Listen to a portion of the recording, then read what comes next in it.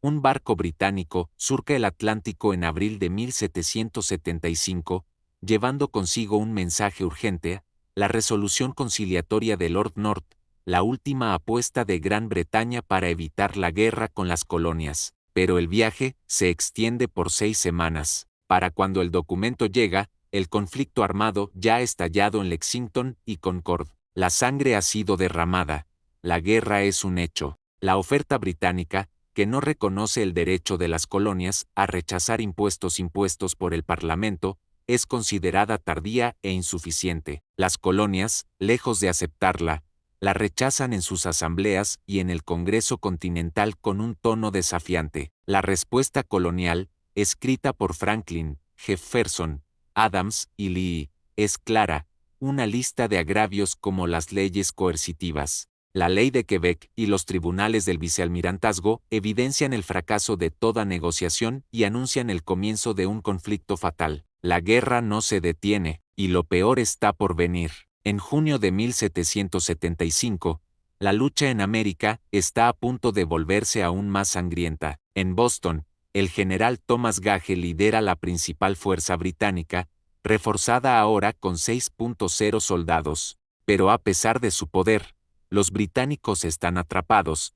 15.0 milicianos de Nueva Inglaterra los tienen bajo asedio. Estos milicianos, aunque valientes y efectivos en combate, carecen de lo esencial, disciplina y munición. Mientras esperan la llegada de su nuevo comandante, George Washington, las tropas están al mando de Artemas Ward, un oficial de milicia de 47 años, débil de salud y con escasa experiencia. Sin embargo, logra un golpe estratégico. La milicia fortifica las alturas que dominan la península de Charleston. Desde esas posiciones elevadas, los cañones coloniales podrían hacer estragos en los barcos británicos del puerto de Boston. Gage lo sabe, para salvar el control del puerto y restaurar el honor de sus tropas. Herido tras el desastre de Concord, el general ordena tomar las alturas. Ese será el paso decisivo para intentar romper el asedio. El general Gage está decidido a acabar con la resistencia colonial de una vez por todas. Como dijo el general Burgoyne, esta será la oportunidad perfecta para demostrar que las tropas entrenadas son invencibles frente a cualquier número o posición de la chusma indisciplinada. Confiado, Gage ordena al mayor general William Howe liderar un asalto directo a Brede-Seal con 2.5 hombres. Los británicos cuentan con el respaldo de cañones de Cope-Seal, buques de guerra y una batería flotante de morteros. Todo parece estar a su favor, pero el asalto pronto se convierte en pesadilla. Los patriotas, atrincherados tras vallas y terraplenes, desatan un fuego devastador a quemarropa que diezma las formaciones británicas. Howe lanza un segundo ataque, solo para encontrarse con el mismo infierno de pólvora y sangre. Las bajas son catastróficas, algunas unidades pierden más de la mitad de sus hombres. Cientos de soldados británicos quedan tendidos en el campo. A pesar de la brutal presión enemiga, la milicia colonial, inspirada por líderes como John Stark, James Reed y Joseph Warren, se mantiene firme en sus posiciones. Sin embargo, las municiones escasean y la cadena de mando se desmorona en el caos. En Bunker Hill, los refuerzos llegan, pero lo hacen desorganizados, sumidos en la confusión. Mientras en el frente, sus compañeros luchan desesperadamente por sobrevivir. El tercer asalto británico sobre Brede-Seal resulta devastador. Esta vez, las líneas de la milicia, agotadas y sin munición, no pueden resistir el avance de las bayonetas rojas. Los casacas rojas irrumpen en el reducto con furia implacable. El horror es tal que un teniente británico lo relata con espanto. La escena estaba bañada en sangre y cubierta de cadáveres y moribundos. Los soldados apuñalaban a unos y despedazaban a otros. Era un espectáculo demasiado atroz para describirlo. Aunque los británicos logran apoderarse de las alturas, la victoria les cuesta caro. En la sangrienta batalla de Bunker Hill, sus pérdidas superan los 200 muertos y 800 heridos. Del lado patriota, caen alrededor de 450 combatientes, entre ellos Joseph Warren, presidente del Congreso Provincial de Massachusetts. Warren, que decidió pelear como un simple soldado, muere durante el asalto final, convertido en mártir de la Revolución.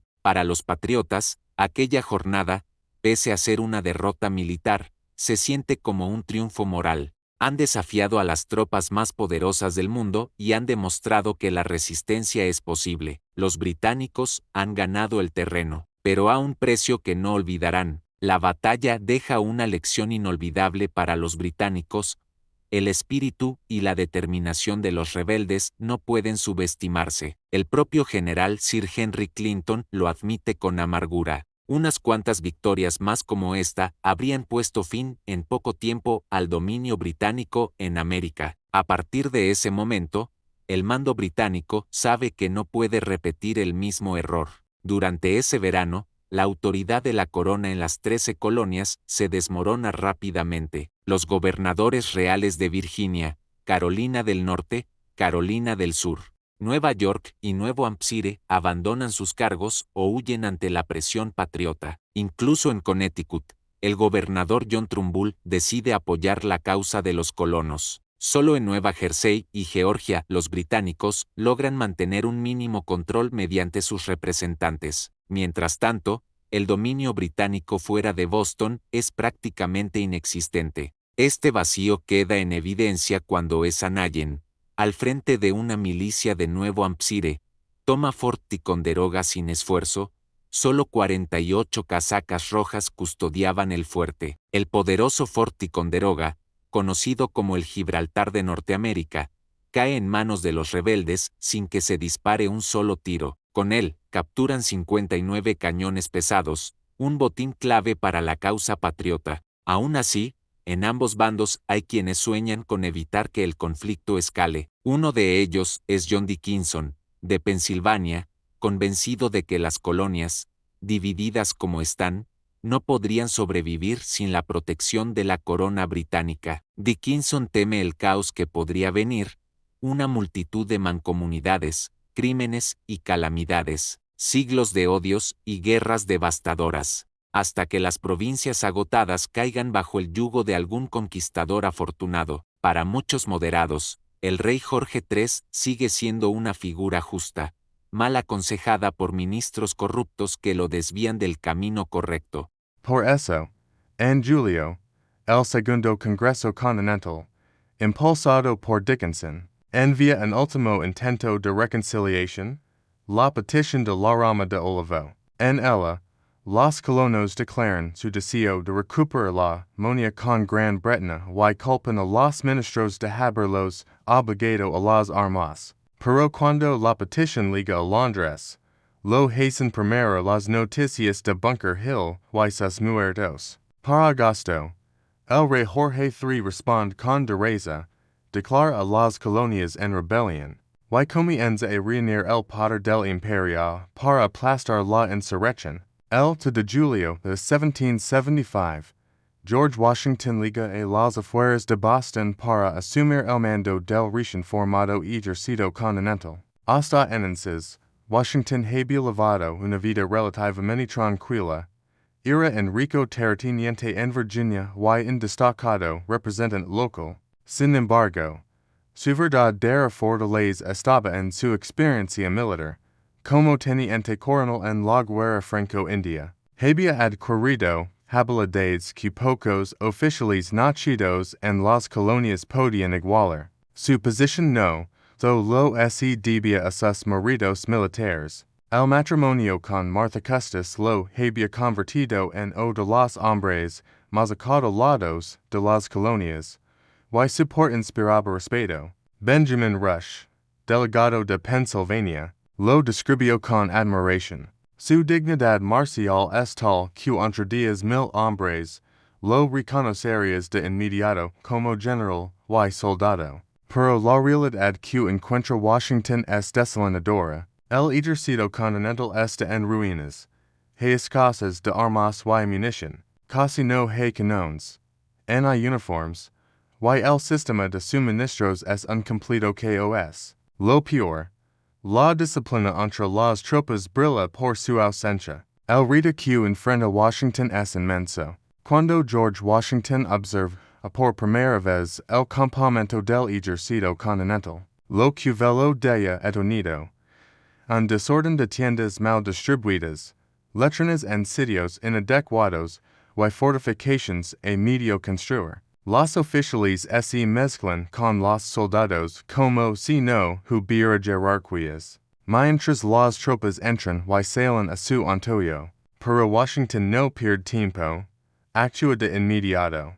Ordena que los oficiales usen fallas o escarapelas para distinguirse, y estables castigos severos para ofrecer deserciones, peleas e incluso insultos. Otra sus mandatos más decisivos es la vacunación de sus tropas contra la viruela, cuya se extiende por Massachusetts. Esta medida, también adoptada por los británicos, resultará clave para evitar que la enfermedad aniquile a su ejército. El Congreso, por su parte, designa avenirs generales que acompañaron a Washington, guiados por motivos políticos, militares y prácticos. Algunos de ellos se convertirán en heroes, otros en motivo de vergüenza. Entre sus nuevos generales destaca Nathaniel Greene, un joven cuáquero de Rhode Island que aprende rápido el arte de la guerra, y se gana la confianza de Washington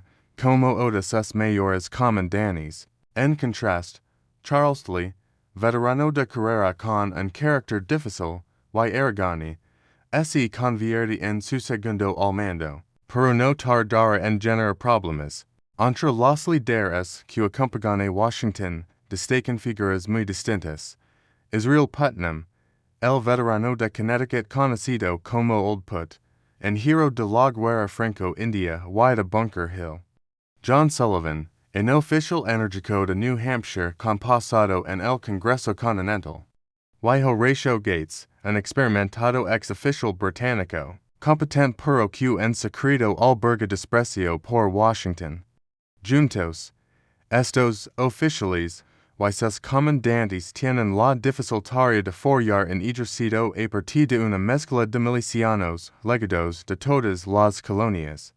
Desde los orgullosos y obstinados neoyorquinos y neohampshireos, hasta los hábiles fusileros de Virginia y Pennsylvania, todos hombres valientes, pero con lealtades que, por instinto, siguen estando primero con su propia colonia antes que con la causa común, pero lo que más inquieta Washington es la dramática escasez de pólvora.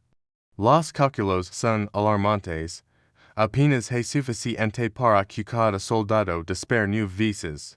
Con este panorama, y sumando los problemas de disciplina y suministros, a Washington no le queda otra opción que concentrarse en reforzar las defensas que rodean Boston. Mientras el ejército continental enfrenta a sus desafíos, los británicos no lo tienen mejor. Boston, la ciudad donde están atrapados, es golpeada por un brote de viruela, aunque la mayoría de los soldados británicos ya han sido vacunados o han tenido la enfermedad. Algunos son enfermos. Los civiles bostonianos, sin embargo, sufren mucho más. Lo que más preocupa a los mandos británicos es la fragilidad de sus líneas de suministro. Más de 3.0 miles los separan de Gran Bretaña, a través de un Atlántico cada vez más peligroso. Los corsarios patriotas y los primeros barcos de la nación armada continental empiezan a hacer estragos en los navíos británicos. Los víveres escasean y el temor al hambre crece entre las tropas en Boston. La incapacidad para revertir esta situación recae en gran medida sobre el general Gage, que termina siendo relevado y enviado de regreso a Londres. Su lugar lo toma el general William Howe, pero Howe se enfrenta a la misma dura realidad. No hay soluciones fáciles. El asedio de Boston continúa, y en paralelo, en Virginia, el gobernador Lord Dunmore se refugia en Norfolk, protegido por la flota británica, mientras planea cómo aplastar la rebelión en esa colonia. En el sur de las colonias, cerca de la mitad de la población está formada por hombres, mujeres y niños negros, que viven bajo el yugo de la esclavitud. La mayoría trabaja en las grandes plantations, sometidos a una brutalidad cotidiana. Este contexto alimenta el mayor temor de los blancos chilenos, una rebelión masiva de esclavos.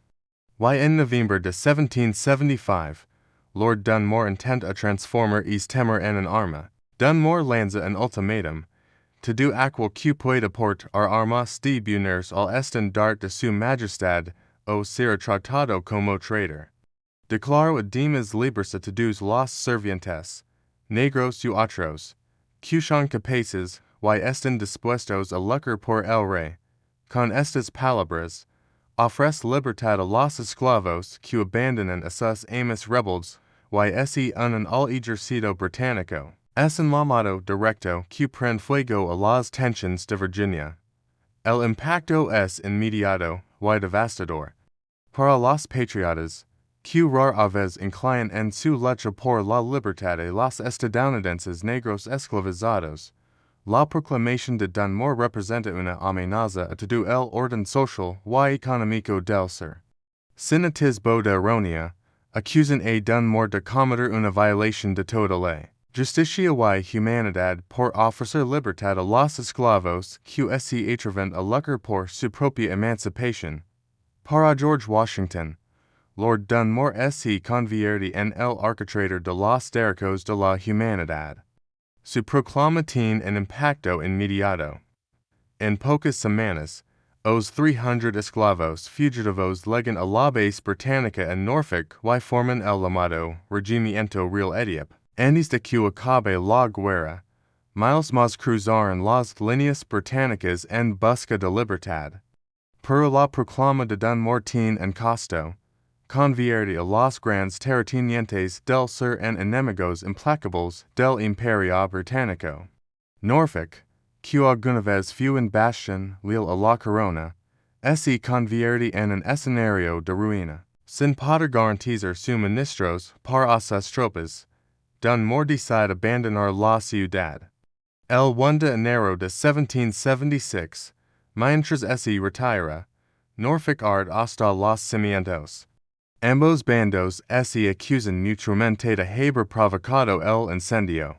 Será la ciudad más grande destruida en la guerra. Pero no la última.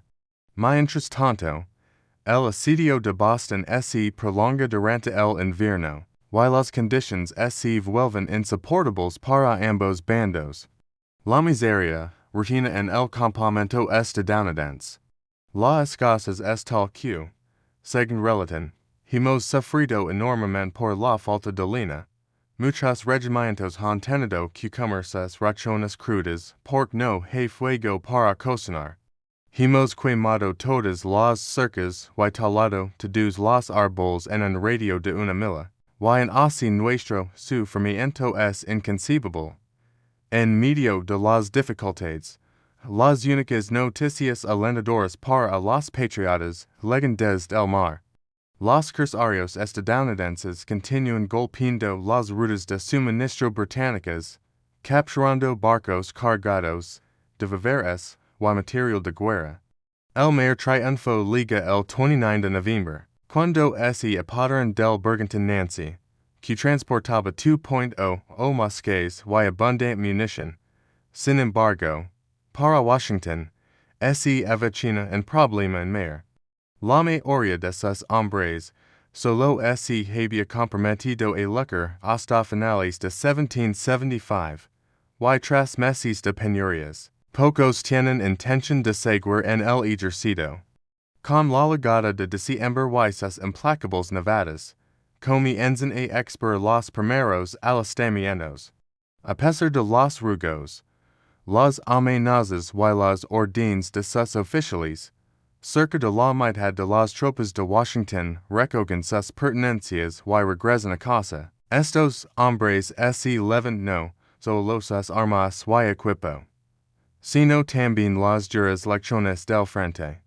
Washington, abatido, ve como su ejército se reduce drásticamente. para enero de 1776, su fuerza ha reducido a menos de la mitad del verano interior. Apenas 900 hombres permanecen bajo su mando. Aunque, por fortuna para él, las tropas del general tampoco atraviesan en mejor momento. Los británicos comienzan a contemplar seriamente la posibilidad de evacuar Boston. Pero a finales de mes, el campamento estadounidense recibe una noticia que sacude los últimos hilos de esperanza. A través de cartas y panfletos, liga el mensaje. El rey Jorge III ha hablado en el Parlamento sobre el tema de América, de sus propios labios. Los patriotas oyen como su causa es tachada de una conspiración desesperada, sus ideales descritos como repugnantes a la verdadera constitución de las colonias. El rey culpa a los propios colonos de haber provocado el conflicto y permite una respuesta militar aplastante. En ese instante, los sueños de reconciliación se desvanecen por completo. Para hombres como Nathaniel Greene, las palabras del monarca son una traición brutal. El cielo ha decidido que el tombole ani imperio británico se hunda en una ruina irreparable. Y gracias a Dios, porque la providencia ha decretado que América levante un imperio duradero, fundado en los grandes pilares de la verdad, la libertad y la religión, alentado por la justicia y defendido por sus hijos patriotas. Para George Washington, el mensaje del rey es claro, es el golpe final que sepulta cualquier vínculo posible con Gran Bretaña. Estamos decididos, afirma, a romper toda relación con un estado tan injusto y antinatural. Y esto lo diríamos, no en susurros, sino con palabras tan claras como el sol en su esplendor. Hasta ese momento, numerosos patriotas se habían resistido a la idea de la independencia, pero los tiempos han cambiado. La brutal represión del rey, las amenazas de Lord Dunmore y la sangre derramada en Bunker Hill han transformado el sentimiento de las colonias. Ahora, la única salida parece ser una ruptura definitiva con Gran Bretaña. Sin embargo, mientras crece la determinación de los estadounidenses, el imperio británico se alista para responder con toda su fuerza. Dado extra, pero, lo que nadie podía imaginar en aquel crudo invierno de 1775 era la magnitud de lo que estaba por desatarse. Las Trece Colonias, un mosaico de pueblos divididos por intereses, costumbres y lealtades, se encontraban al borde de un abismo. Lo que comenzó como un alzamiento local contra impuestos injustos y las opresivas estaba transformándose, menos un tras día, en algo mucho mayor, en grito colectivo por la libertad. Las nieves de Boston cubrían los campos manchados de sangre, pero bajo ese frío manto, estaba el nacimiento de una idea capaz de desafiar un imperio. El eco de los disparos en Lexington, Concord y Bunker Hill no se apagaba. Al contrario, viajaba con el viento, cruzaba montañas y ríos, llegando a las granjas de Pennsylvania, a las tabernas de Virginia, a los puertos de Carolina. Y con cada milla recorrida, es eco incendian nuevas voluntades. Hombres y mujeres comunes, granjeros, herreros, comerciantes y estudiantes comenzaban a verse a sí mismos no como súbditos, rebeldes de una corona lejana, sino como los posibles fundadores de una nueva nación. Mientras los ejercicios se preparaban para los próximos choques, y los líderes debatían en las asambleas y el Congreso, un sentimiento se afianzaba. Aquel conflicto no era solo por tierras o impuestos, sino por un derecho inalienable a decidir su propio destino. Y ese destino ya no tenía lugar bajo la sombra de un rey. Así, entre el hambre, la enfermedad y las penurias del asedio, Germanaba en fuego que en a las armas británicas en el crudo en vir no podrían apagar. El fuego de la independencia. Un fuego que estaba a punto de arder con más fuerza, iluminando el comienzo de un capítulo que cambiaría la historia de América y del mundo para siempre.